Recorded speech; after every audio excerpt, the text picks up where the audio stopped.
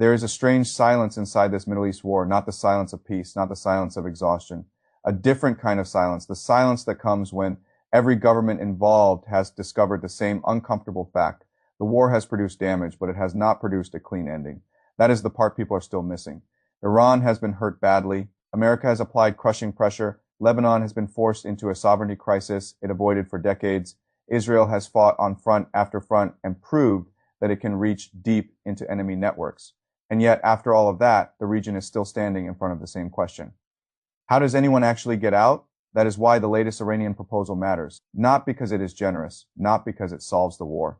It does neither. Iran is reportedly offering to reopen the Strait of Hormuz if the United States lifts its blockade on Iranian ports.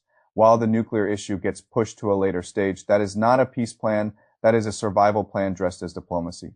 And in many ways, it is the clearest signal yet that the war has entered its most revealing stage. At the beginning, everyone wanted to show strength. Iran wanted to show it could absorb punishment. America wanted to show it could escalate without losing control. Israel wanted to show it could change the face of the Middle East.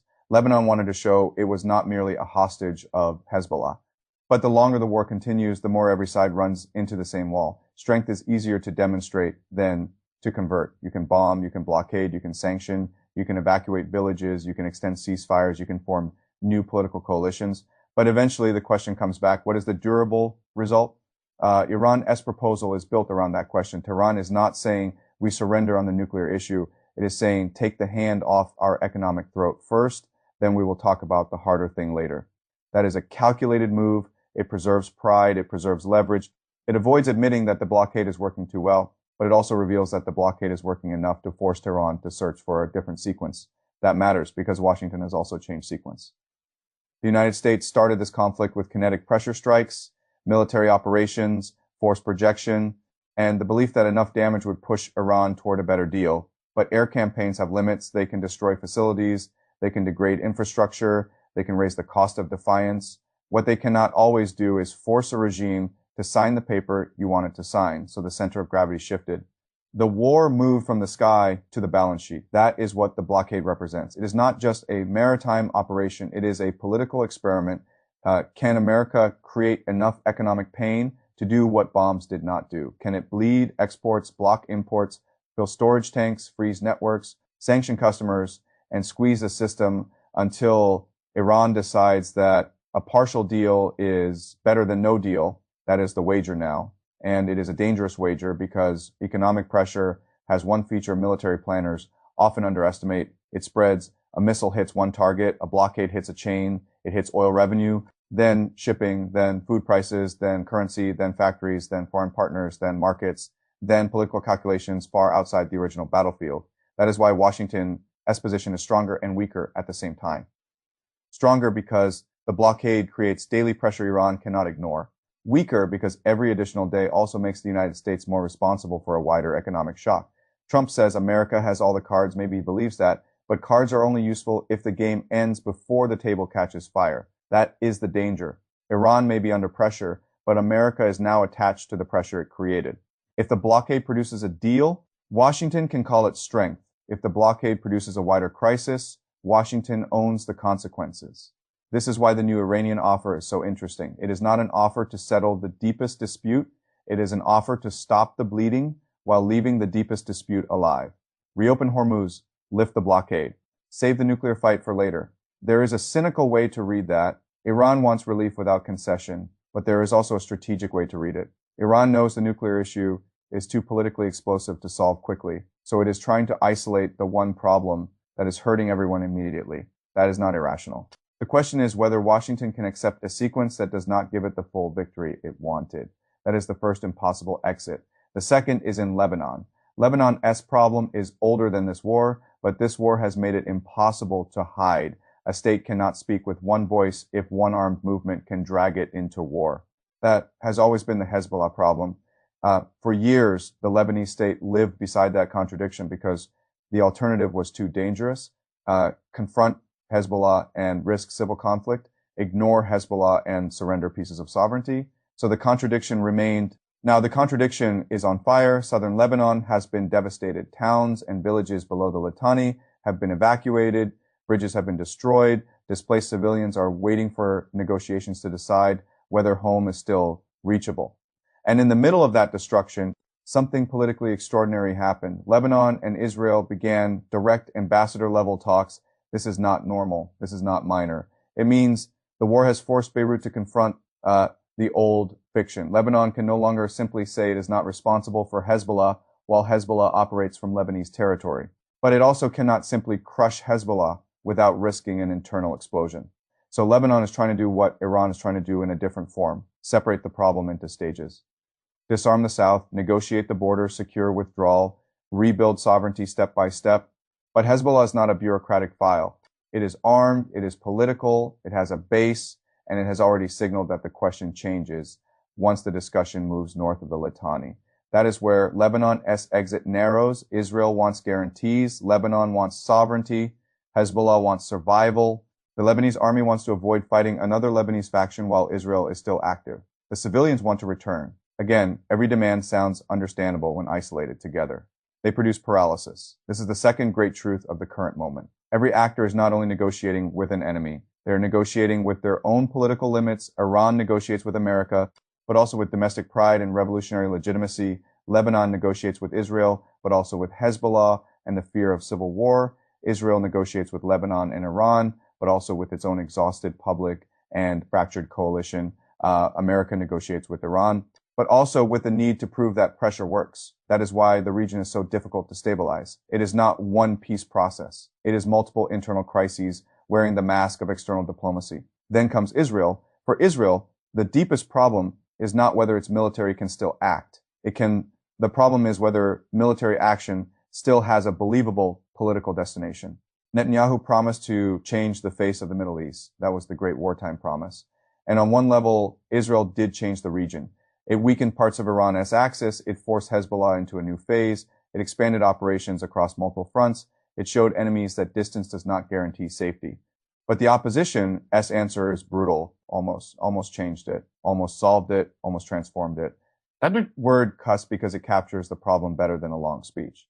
Almost is not victory. Almost is not peace. Almost is not a new regional order. Almost is what you get when military success cannot be converted into political settlement. Hamas still exists. Hezbollah still exists. Iran still exists. Southern Lebanon is still unresolved. Gaza is still unresolved. The West Bank remains a pressure point, and Israeli society is carrying the weight that is strategic fatigue, not surrender, not collapse, fatigue. The public can still support security. The public can still support the destruction of threats, but public support changes when people start to suspect there is no final chapter. That is why the domestic fight over the Hardy draft matters. It may look like a religious or legal issue, but in this context, it is really about burden, who serves, who sacrifices, who gets exempt while the war expands, who pays the cost of a strategy with no visible end. Long wars always expose the social contracts that shorter wars can hide. Israel is discovering that now Netanyahu's coalition depends on groups that do not all want the same kind of wartime state. The army needs manpower. The courts push enforcement. Religious parties resist. Opposition leaders merge. Elections approach. And through all of it, the war continues asking the same question. If the Middle East has been changed, why does it still feel unfinished? That is the third impossible exit. Israel can keep fighting. But that does not guarantee closure. It can stop fighting, but that may look like failure. It can demand deeper security zones, but that collides with Lebanese sovereignty. It can pressure Hezbollah, but that may destabilize Lebanon. It can keep Netanyahu's promise alive, but only by pushing the ending further into the future. This is why the whole region feels as if it is moving through fog. Not because nobody knows what they want, because they know exactly what they want, and the wants cannot coexist. America wants Iran pressured, but global trade stable. Iran wants economic relief without nuclear surrender. Lebanon wants sovereignty without civil war. Israel wants security without endless occupation. Hezbollah wants weapons without being blamed for national ruin. The displaced want home without becoming symbols in a negotiation. That is not a puzzle with a neat solution. It is a system of mutually incompatible exits. And yet, diplomacy may still move forward because exhaustion can do what wisdom cannot. Sometimes peace does not begin because leaders suddenly trust each other. It begins because every available strategy becomes worse than talking. That may be where this war is approaching. Iran is not offering a full concession because it has become moderate. It is offering a partial sequence because the pressure is too costly to ignore. America is not considering diplomacy because pressure failed entirely. It is considering diplomacy because pressure has to be converted into something before it creates too much collateral damage. Lebanon is not talking to Israel because history disappeared. It is talking because the old arrangement became unlivable. Israel is not facing domestic criticism because Israelis forgot the 7th of October. It is facing criticism because memory alone cannot define strategy forever. That is the real moment. The region is not at peace. It is not even close to peace. But the war is entering the stage where the slogans are too tired to carry the burden. We have all the cards is not a settlement. Change the Middle East is not a settlement. Resistance is not a budget. Sovereignty is not a security plan unless someone can enforce it. This is when wars become honest. Not morally honest, structurally honest. They reveal what each actor can actually do. Not what it promised to do. Iran can endure pressure, but not without cost. America can impose pressure, but not without blowback. Israel can project power, but not without fatigue. Lebanon can claim sovereignty, but not without confronting the armed reality inside its own borders. So what happens next? Watch the sequence. If Washington accepts the Iranian separation of economic and nuclear issues, then the war may shift into a staged bargaining process. Hormuz could reopen, the blockade could ease, and the hardest issue could be kicked down the road. That would not be peace. It would be a controlled pause. If Washington rejects it, then the blockade remains the main instrument, and Iran has to decide whether to absorb the pain, escalate, or offer something more serious. That would not be strength without risk. It would be a countdown. If Lebanon and Israel can turn their ceasefire extension into a real framework, then the South might begin to reopen and Beirut might gain a chance, however fragile, to rebuild state authority.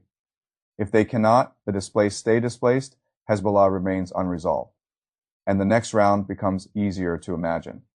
If Israel's election season turns the war into a referendum on Netanyahu as unfinished promise, then the military story and the political story will finally collide in the open.